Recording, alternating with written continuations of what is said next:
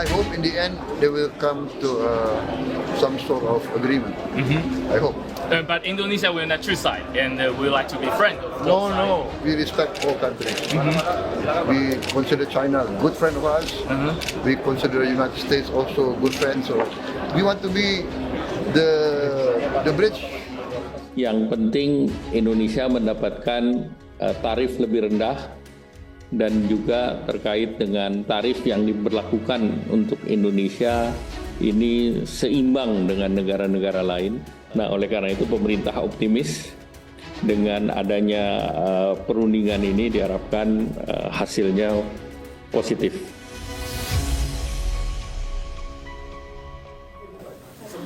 Bersama saya Dia Megasari Anjaya, Anda di Kompas Bisnis. Mas Bima, kita ke update yang terkini 16 April, 3 menteri Presiden Prabowo berangkat ke Amerika untuk melakukan negosiasi. Kita memiliki Pak Menko Erlangga sebagai Menko Perekonomian, Bu Sri Mulyani Menq, dan Pak Sugiono sebagai Menlu.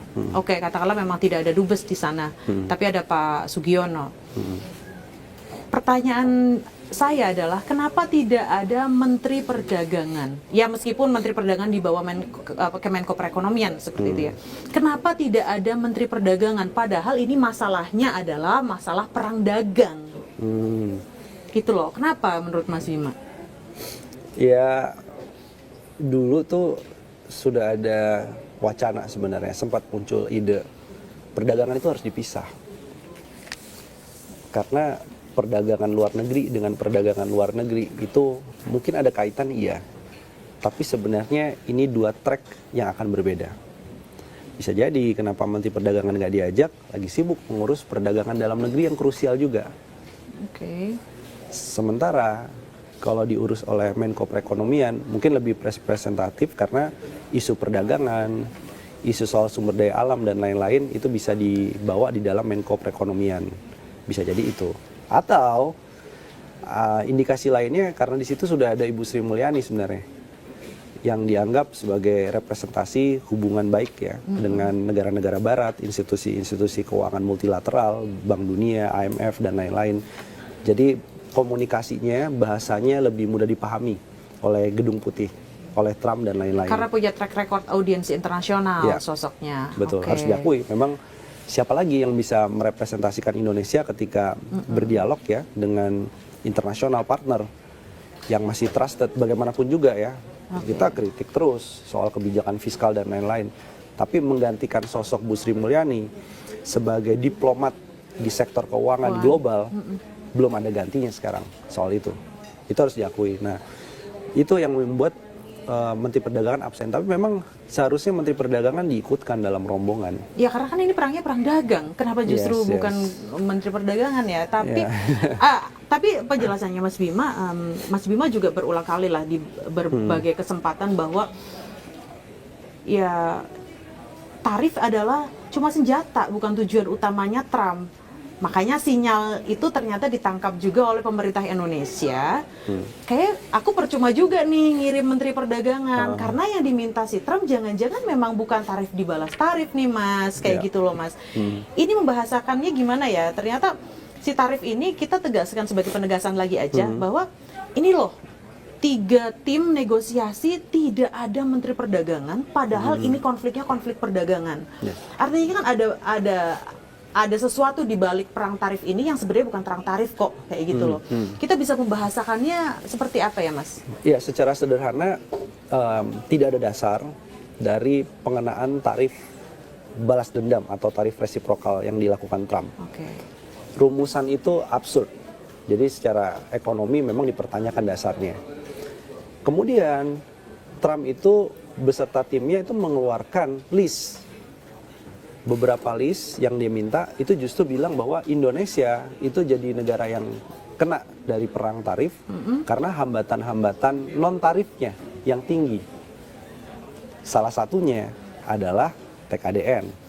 Salah satunya adalah 100% ekspor devisa hasil ekspor harus disimpan di bank domestik. Oh ya, itu ternyata agak ngusik Amerika ya. Nah, yang belum bisa dibaca adalah DHE ini siapa yang paling kena?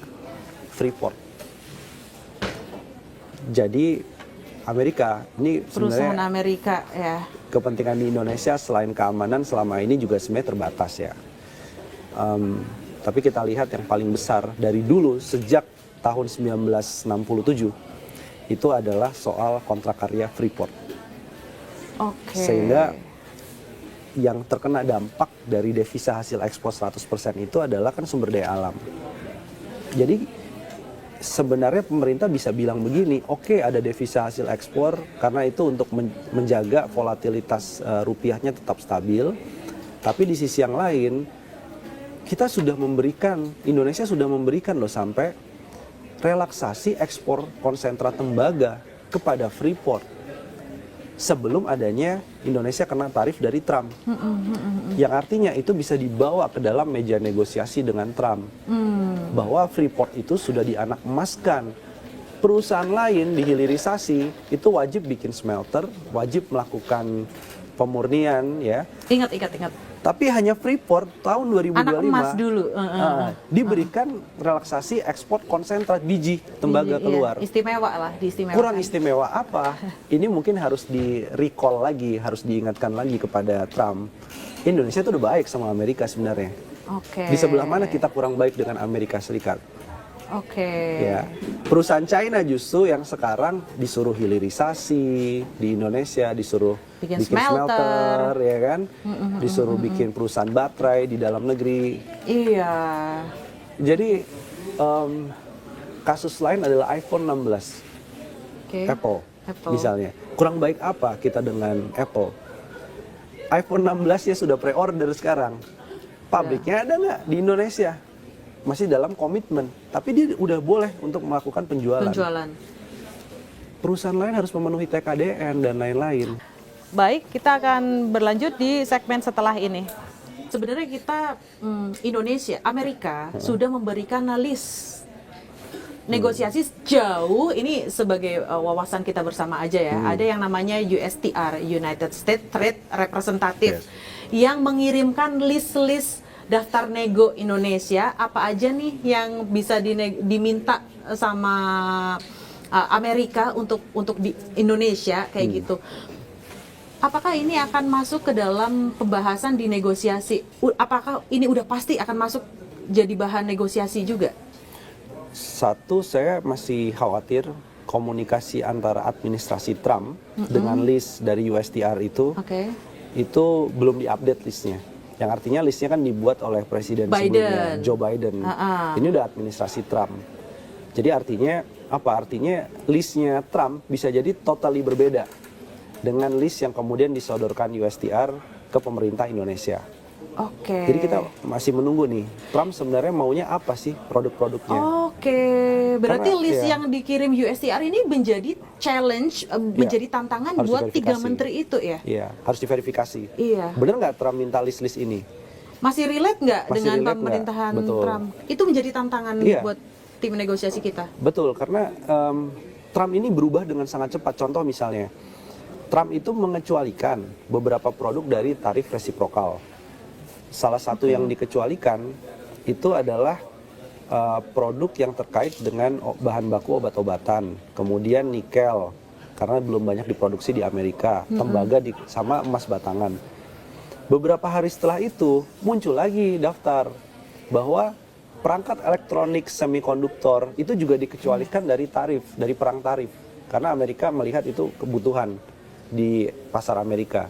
Jadi nggak mau dikenakan biaya lebih mahal untuk impor. Jadi mana nih list yang bisa kita pegang? Kok setiap berapa hari sekali Trump melakukan revisi, pengecualian. Jadi pemerintah Indonesia harus hati-hati juga. Yang artinya begini, jangan sampai list yang disodorkan oleh siapapun yang mengatasnamakan pemerintah Amerika, kemudian kita buru-buru membuka pintu impor untuk itu, TKDN direlaksasi, kuota impornya kemudian dihapus atau diganti. Sementara negosiasi masih berjalan dan Trump itu masih akan berubah terus kebijakan barang mana yang dikenakan tarif. Bayangin, kalau kemarin kita sudah membuka keran impor untuk peralatan elektronik misalnya untuk menyenangkan Trump, Trump bilang, enggak kok, peralatan elektronik, komponen elektronik, kayak itu nomor 1 ekspor Indonesia ke Amerika, itu komponen elektronik. Enggak kok, kita nggak minta ngomongin itu itu, nggak kok. minta itu. Wah, yang masuk bukan barang Amerika, barang dari China, Vietnam yang akan masuk, India yang akan masuk ke Indonesia. Jadi kita juga harus hati-hati nih dalam diskusi dengan Trump. Karena dia akan spin berubah itu sangat cepat. Nggak ada yang tahu apa yang dipikirkan dia. Peter Navarro mau ngapain ke depan, itu semuanya blank. Di sekeliling dia juga blank. Elon Musk Ngamuk-ngamuk sih. juga nggak paham. Iya. Kok bisa tiba-tiba ada perang tarif dan lain-lain. Jadi itu membuktikan ini masih dinamis situasinya. Situasinya dinamis, tetapi kita kembali di antara tiga jagoan ini, ada Pak Erlangga back to back dengan Bu Sri Mulyani yang kita harus mengapresiasi dan harus mendukungnya lah. Ya, Oke, negosiasi penting. lumayan back to backnya oke lah. Ada Menteri Luar Negeri Sugiono juga. Ini yang kabarnya ada dua menteri berangkat tanggal 16, Bu Sri Mulyani berangkat agak belakangan nih. Ini informasi yang saya terima seperti itu. Jadi memang biasanya kalau di film-film atau di serial-serial superhero kayak gitu kan, jagoan kan keluarnya memang belakangan nih Mas. Kayak gitu. Apakah ketika orang-orang Trump aja nggak bisa membaca Trump ini semau-maunya lu deh kayak gitu kan. Nah, ini kira-kira Bu Sri Mulyani ini akan merespon apa nih Mas kira-kira dalam negosiasi ini, kita kayak memetakan aja gitu. Ya, kemungkinan besar dia akan masuknya memang lewat situasi fiskal. Jadi apa yang dilakukan dengan Trump, kita nggak pernah musuhan dengan Amerika Serikat, tapi gempanya, tsunami-nya sampai dirasakan ke sektor keuangan dan APBN yang ada di Indonesia. Mungkin Trump harus baca APBN kita tuh. Januari sampai bulan Maret kan, penerimaan pajak secara neto itu masih terkontraksi, utangnya makin naik. Artinya bisa bilang bahwa Trump jangan musuhan dengan kami dong. Ya, ini kondisi domestik Indonesia lagi nggak baik-baik aja. Itu satu. Kedua, mungkin soal tarif itu juga ada kaitannya dengan kebijakan di Kementerian Keuangan kan, sangat terkait dengan itu. Nah, bisa jadi ini salah satu hal teknis ya, nanti akan diobrolin dengan Gedung Putih bahwa hati-hati dengan tarif karena nanti kan kenanya kepada PNBP, kemudian penerimaan bea masuk, bea keluar, jadi ada implikasi ke dalam APBN Indonesia. Artinya kita bisa bilang bahwa Indonesia lagi kurang oke nih dari segi ekonomi dalam negeri dan dari segi APBN. Tolong jangan tambah masalah baru dengan kebijakan Anda gitu. Dan mungkin juga terkait dengan royalti di sektor sumber daya alam yang Amerika punya banyak pengaruh dan banyak kepemilikan saham di situ. Mungkin salah satu yang akan menjadi daya tawar. Oke, gimana kalau misalnya itu kan beberapa yang disebut Mas Bima itu sebenarnya non tarif ya? Ya. Itu bisa nggak sih kira-kira ya si Amerika udah diistimewakan dengan Freeport seperti itu, tapi ternyata nggak puas nih Mas. Kira-kira nih apa yang harus kita respons ketika Trump bilang ini misalnya nih, gue udah puas dengan Indonesia tapi masih belum maksimal nih gue puasnya sama Indonesia, ease of doing business gue dong, tolong dong direlaksasi. Nah itu apakah Indonesia bisa merespon atau memberikan itu, atau kita harus justru berhati-hati kalau si Trump tiba-tiba gue minta ease of doing business deh untuk bisnis gue di Indonesia, tolong dong lebih dilonggarin lagi, direlaksasi lagi, kita bisa mengabulkan? Sebenarnya dari paket kebijakan 1 sampai 16 ya di Jokowi periode pertama, kemudian Undang-Undang Cipta Kerja di periode Jokowi kedua, itu isinya deregulasi semua. Nah, tapi yang menjadi persoalan kenapa sampai sekarang isunya adalah kemudahan berbisnis, itu masih jadi isu besar. Bisa jadi deregulasi, penyederhanaan, ada OSS, Online Single Submission, korupsi di setiap lini birokrasinya belum diberantas. Itu yang membuat pengusaha terutama dari Amerika Serikat juga jengkel juga berbisnis di Indonesia. Kedua, bisa jadi juga terkait dengan ketidakpastian hukum yang ada di sini. Ketidakpastian kebijakan. Contoh misalnya, peraturan Menteri Perdagangan soal perizinan impor, termasuk Lartas, itu dalam beberapa bulannya, kalau nggak salah sekitar 6 bulan, itu bisa berganti 3 kali. Yang terakhir peraturan Menteri Perdagangan 8/2024. Yang artinya pengusaha Amerika mau nanamkan modal, dia berbisnis, view-nya kan 10 tahun, view-nya 30 tahun. Peraturannya Berubahnya dalam lebih rapat. cepat. Apa bedanya dengan Trump? Oke. Yang berubahnya juga cepat sekali nih, dinamis sekali. Nah, itu sebenarnya jadi musuh bersama nih peraturan yang sering berubah-ubah. Nah, itu artinya kalau kita bicara deregulasi, penyederhanaan perizinan dan lain-lain, bisa jadi masalahnya adalah personnya dan juga kepastian kebijakannya. Itu yang lagi dibutuhkan. Undang-undang Cipta Kerja kita kan jadi nggak pasti sekarang nih. Dibatalkan oleh MK, dibuat baru lagi, dibatalkan, kemudian disuruh merevisi. Nah, ini sebenarnya masa krusial nih untuk revisi Undang-Undang Cipta Kerja tadi. Itu mempengaruhi bisnis, ease of doing business juga ya. Betul. Oke, baik. Ini kita masih bahas juga dengan tim yang dikirim ke Amerika Serikat, Mas. Insya Allah kalau berhasil, alhamdulillah. Dampaknya apa nih, Mas? Kalau berhasil? Ya, semoga sih kita dikasih exemption ya, jadi 0%. Bahkan kan baseline tarifnya 10%. Kita bisa dikenakan 0% nih harapannya. GSP itu. Dihidupkan masih lagi lah, Generalized System of Preference. Intinya Indonesia harus manfaatkan momentum ini, entah apapun nanti hasilnya. Karena kita nggak ada yang tahu Trump ini berapa lama dia bisa bertahan dengan kebijakan perang dagangnya. Tapi di masa 90 hari jeda dan negosiasi, Indonesia bisa ngapain? Ajak aja Amerika Serikat untuk apa? Untuk berinvestasi lebih banyak ke hilirisasi mineral di Indonesia. Sekarang kenapa nikel, tembaga itu dikecualikan dari tarif resiprokal? Karena Amerika butuh itu untuk elektronik, untuk otomotifnya. Indonesia ini sekarang 90% itu tujuannya ke China untuk nikel. Bauksit juga dominasi perusahaan-perusahaan dari China. Nah, negosiasinya dan goal ujungnya adalah bisa nggak kita butuh diversifikasi negara asal investasi di hilirisasi. Amerika jangan cuma beli, apalagi beli cuma konsentrat barang mentah, tapi investasi dan mengakuisisi smelter yang ada di Indonesia. Itu sebenarnya win-win solution.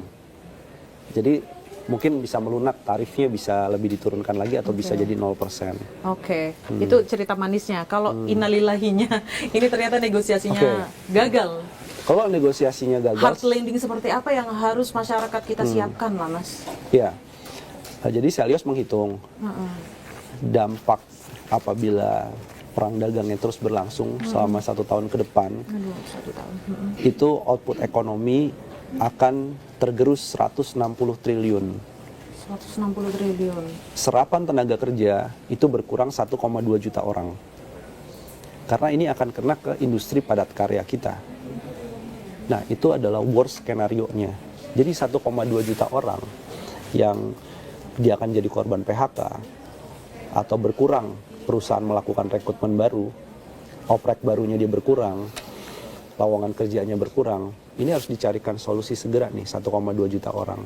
Nah, jadi masyarakat ini juga harus bersiap ya. Ini bukan dalam rangka sebenarnya fear-mongering gitu ya. Tapi ini realita. Ketakutan. Ya, betul, bukan. Tapi kita mempersiapkan skenario bagus tadi udah disebutkan, skenario yang kurang oke gimana. Maka harus mempersiapkan sekarang ini. Anytime di sektor padat karya terutama yang berorientasi ekspor, efisiensi itu bisa dilakukan kapanpun dan sudah terjadi sebenarnya kan efisiensi itu. Ke depan gelombangnya bisa lebih besar lagi. Kemudian juga berarti harus ada dana darurat. Jadi masyarakat juga harus diberitahu. Sebagian sudah punya dana darurat dengan beli emas. Makanya di mana-mana rame ya.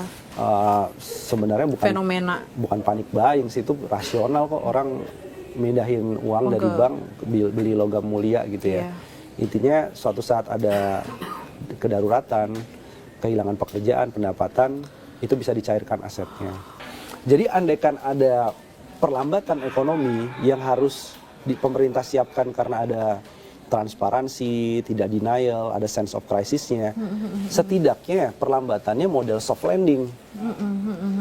Jadi masyarakat lebih prepare, tidak shock. Nah, itu yang harus segera dilakukan. Baik, dan ini menunggu hasil benar-benar 3 tim yang dikirim oleh pemerintah ke Amerika Serikat ya Mas. Kita masih punya waktu 90 hari dan itu masa-masa krusial kita, masa depan Indonesia ada di 3 tim ini. Terima kasih Mas Bima Yudhistira. Sampai jumpa lagi bersama saya Dia Megasari Anjaya di Kompas Bisnis.